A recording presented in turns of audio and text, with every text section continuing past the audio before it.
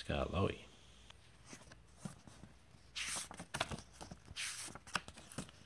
This is a story about Skarloey, the narrow gauge engine. Skarloey first came to my railway 100 years ago. Read about the troubles he had when he was a brand new and he couldn't stop bouncing up and down. Skarloey worked on the little railway on the island of Sodor. He was 100 years old, but he was still a useful engine. All the other engines liked Skarloey, and he would tell them stories about when he was young. Everyone's favourite story was about the time Skarloey first came to the little railway. Skarloey was built at the same time as another engine called Rheneas. They were both red with 4 wheels each. "We look wonderful," said Skarloey proudly. "We will pull coaches and everyone will want to ride in them," replied Rheneas. Skarloey and Rheneas were both going to work on the mountain line of the little railway, but Skarloey was finished first, so he had to go to the little railway alone, leaving Rheneas behind. The 2 engines felt sad when they said goodbye to each other. Skarloey was sent away on a ship. It was very wobbly.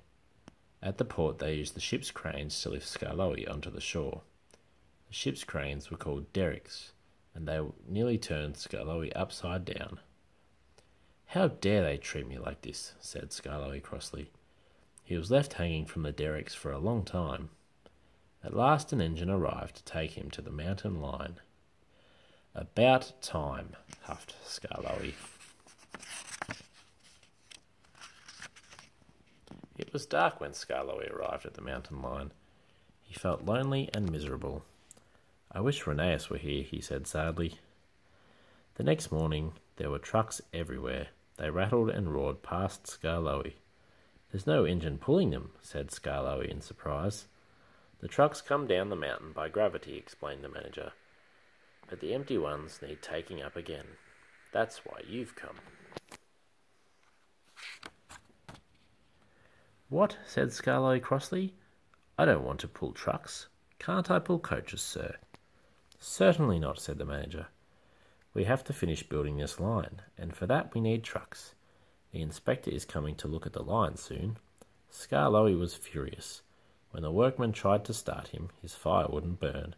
He made no steam. He just blew smoke at them. They tried again the next day, and the next, and the next.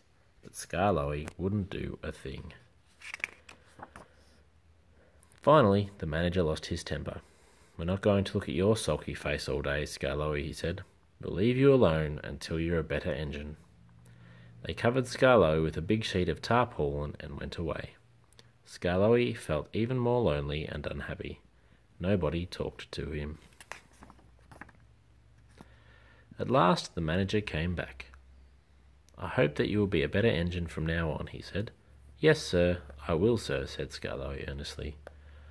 From then on, Skarloey worked very hard, and although he sometimes got too excited and would bounce up and down, the manager was very pleased with his efforts. By the time Rheneas arrived at last, the line was ready. Skarloey was delighted to see his old friend.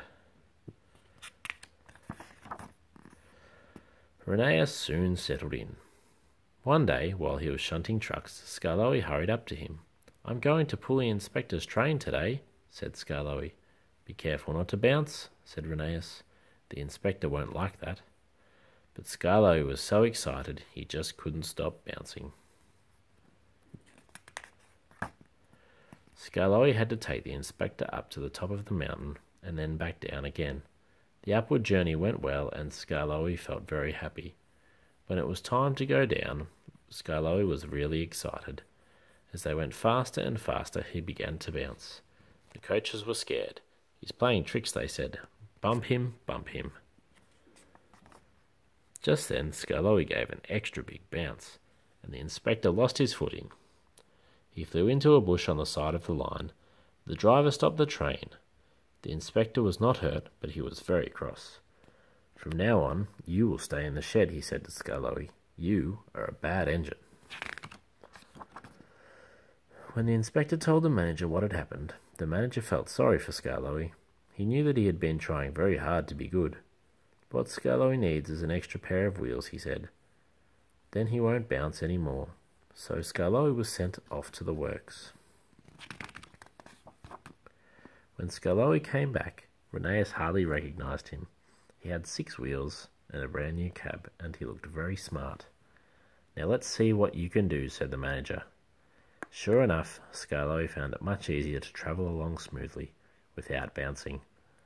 From then on, Skarloey pulled coaches and trucks up and down the track as easily as anything, and he didn't bounce his passengers once. And 100 years later, he is still as good as new. The end.